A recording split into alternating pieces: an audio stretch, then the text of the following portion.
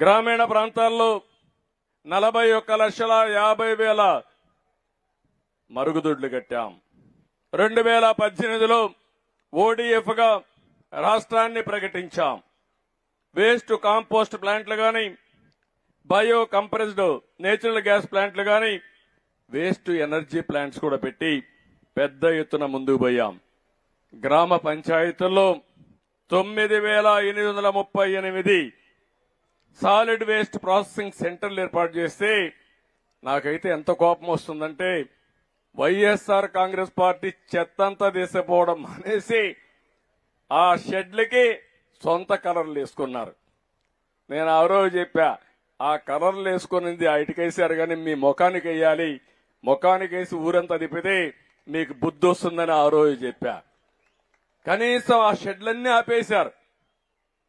ఒక ఉదాత్తమైన పర్పస్ కోసం పెట్టాం. గవర్నమెంట్ ఆఫ్ ఇండియా డబ్బులు ఇస్తా ఉంది.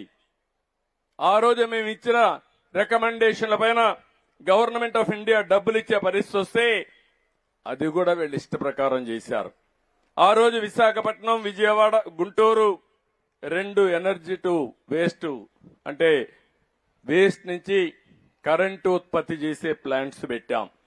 అవి 2 మాత్రం పనిచేస్తున్నాయి. కడవన్నీ విధ్వంసం చేశారు కానీ ఈ 2 వాళ్ళ విధ్వంసాన్ని తట్టుకుని నిలబడుకున్నాయి. ఆ 2 పనిచేస్తున్నాయి.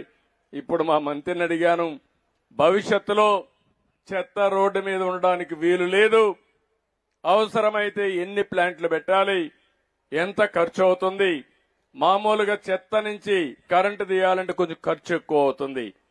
ఆ రోజుట్లోనే ఒక యూనిట్కి 7 రూపాయలు 8 రూపాయలు ఇచ్చాం, కొన్ని 9 రూపాయలు కూడా ఇచ్చాం. అవసరమైతే ₹1 ఎక్కువైనా పర్వాలేదు, ఒక 50 మెగావాట్లు అవుతుంది. దీనివల్ల ఆరోగ్యం బాగుంటుంది, ఇమీడియట్ గా చేయమని కూడా వారికి ఆదేశాలు ఇచ్చాను.